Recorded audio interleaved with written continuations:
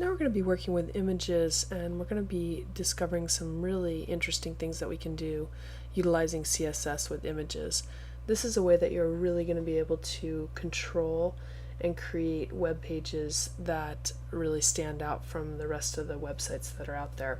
You can use a lot of techniques with images to be able to create the illusion of columns and just, going ahead and showing content in another way, organizing your content, and just visually making your site really incredibly beautiful. One site that does this very well is Css Zen Garden. So if you have not visited that site, I certainly would encourage you to do so.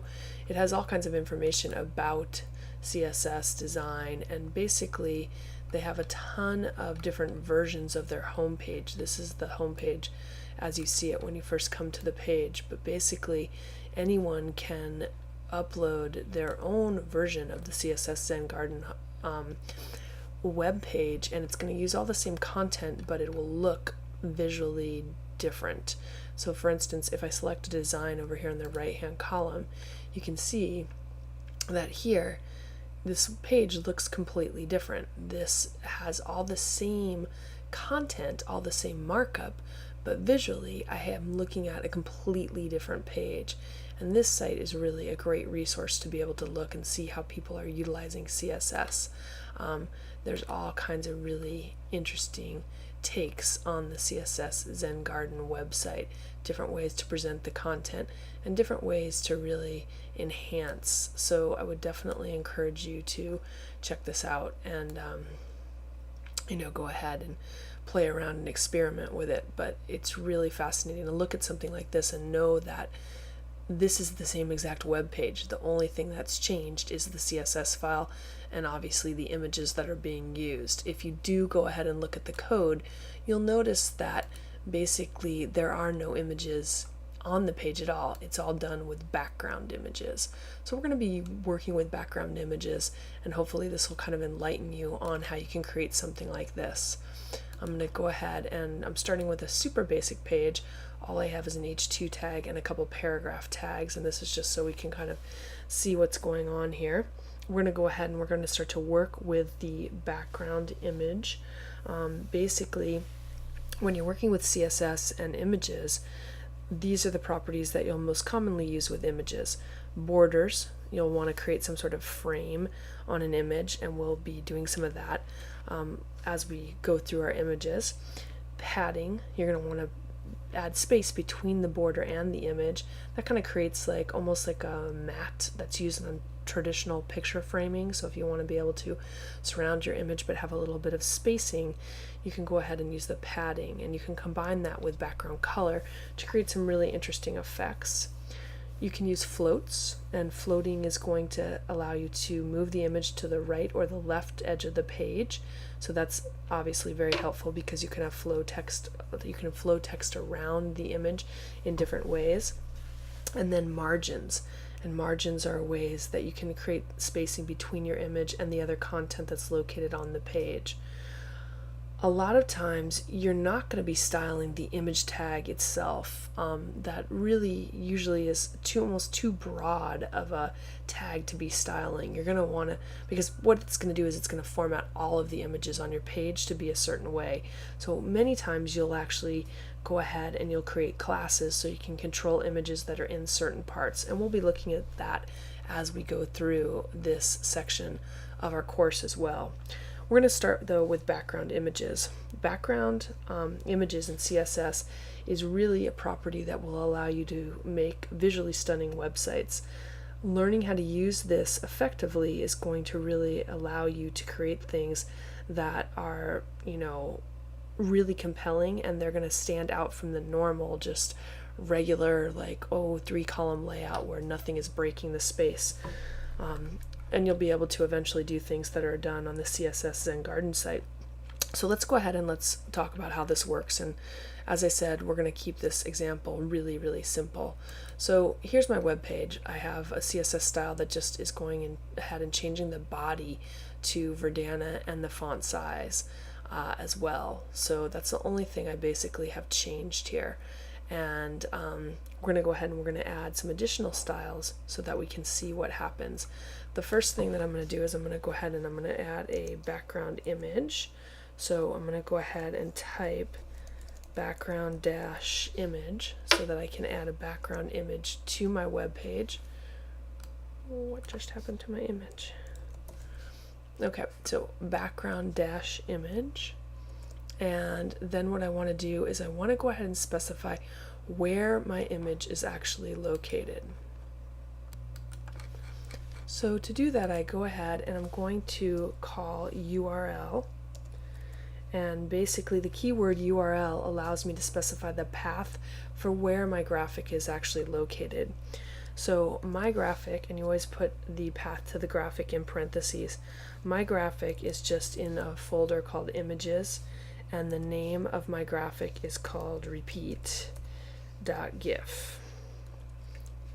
And I go ahead and close my parentheses, and then I'm going to add a semicolon right here. And I'm actually applying this to the body tag, so that means that everything on my page is going to have this background image. Let's save and let's refresh our page, and you can see what I get. I basically get this little image that repeats throughout my page. The image that I'm using is a very simple image, and if you want to take a look at what it looks like, let me just show it to you very quickly. This is my image. It's just a very small image, a square image, and it's set up to repeat seamlessly. So when we go ahead and add it to the page, it's going to go ahead and make a repeating background where you don't see where it starts or stops. And that's a really well-used technique in web page design, is to make something very small and then just to tile it throughout your page. As you can see, I don't have to specify that my image is going to go ahead and repeat. It just goes ahead and repeats by default. Now there are other properties that I can go ahead and I can specify in here. So instead of having my image repeat as I've specified right here, I can also go ahead and I can specify if I want the background image to repeat or not. So let's go ahead and let's just do that right now. So if I go ahead and I type background dash repeat, I can specify if I want the image to repeat, and obviously it does by default. I can tell it to repeat only in X, so let's go ahead and take a look at that. I'll have it just repeat in X, and if I reload my page, you can see that now it's repeating only in X. So as wide as my page is, that little banner is going to go across the top. Now it's repeating on my body. I have not included any sort of default margin or padding settings, so it's only going to hit the top of the body. Normally you're probably not going to do something like this and attach it to the top of the body. If you wanted a banner to go across the top, you would create a div that would then contain that background image independently of the body, but I'm just using this as a simple example. If I change this to repeat in Y, it's going to go ahead and it's going to tile up and down on my page. So you'll see that now I get a little strip along the left where it's only repeating in Y. And it basically takes my little square image one width, okay? So it just shows it one time and then it repeats it down. And that's the same way that it was repeating above, except it was repeating across. Other values that you can plug in there are basically no repeat or specifically repeat. Repeat is the normal setting for the background images that you want to display from left to right and top to bottom until the entire space is filled with the graphic.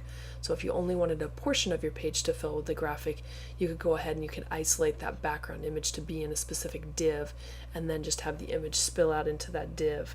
No repeat is going to display the image just a single time. So if I change this right here to say no dash repeat, and if we save the page and reload, it's just going to show my image one single time. So it just places it on the page one time. And sometimes you'll want something to just use a no repeat. You might use that as a common option when you're going to place an image into the background of tags other than the body. You might place a logo in the upper left-hand corner of your page or the upper right-hand corner of your page. You might use custom graphics for bullets in lists. These are ways that you would use the background image and not want it to repeat. You want to use it on links, and we'll explore some of these things as we go on. We already looked at repeat X. It repeats the image horizontally along the X axis, and repeat Y is going to repeat it vertically along the Y axis. So basically these are the different ways that you can repeat your image. You also have the option to go ahead and to position the image. So for instance, if I go ahead and I'm just going to leave my no repeat on right now so we can see how this is actually working. If I go ahead and I type in background position, and I can specify, I have keywords that I can specify. So for instance, if I put let's say center and center, and I save my page and I reload it, you can see that now my image is going to go ahead and stay in the center of my page right here. And you can see as I resize my page, it goes ahead and it stays in the center. Now it's only staying in, instead of being the center up here, you have to remember where my body is. I only have text that basically is containing this area. So if we were to turn on borders on our body tag, they would only come down to about here, and that basically is the center of that section. As I made my page more narrow, you can see how that graphic moves down. It's now centering in both directions. And your choices here are to go ahead and use top, right, bottom, center, left, and I think that's it. So those are the keyword settings, and then you can also go ahead and plug in pixel based values. So if you know you want your image to appear in a certain position, you can utilize pixels to go ahead and do that as well. And you would just basically put in the pixels. So let's say I wanted it to be 30 pixels from the top, and then I want it to go ahead and use it, I don't know, 70 pixels from the left. I would go ahead and plug in these values, and if I reload my page, you can go ahead and see where it's placing it. Obviously I can't go down my 70 pixels because I don't have that much space, but let's just change this to 10 because my body is so short right here. I don't have that much text, but you can see how I can absolutely position by utilizing these numbers right here. So what I'm going to do is I'm going to get rid of all of that, and I'm going to get rid of my background repeat because I actually want my background to repeat in this example. I'm going to go ahead and save my page and refresh so I just get the tiling image. Now if you do use a tiling image, it does make it difficult to read your text. This can be very, very distracting, so please just don't leave your web page like this. What we're going to do is we're going to go ahead and we're going to add a div around the content of my web page. So I'm going to go ahead and just add a div with an ID, and I'll just call it Wrap Me. And I'm going to go ahead and close my div right before I close the body. So I'm going to go ahead and just contain all of my content in this kind of wrapper div, and then we'll go ahead and we'll make a style for the wrapper div. So I'm going to come in here and make a style for Wrap Me, and what I'm going to do is I'm going to make my text a little more legible. I'm going to go ahead and combine my background image, which is on the body. I'm going to use a background color on this specific div. So let me plug in the values that I want to use.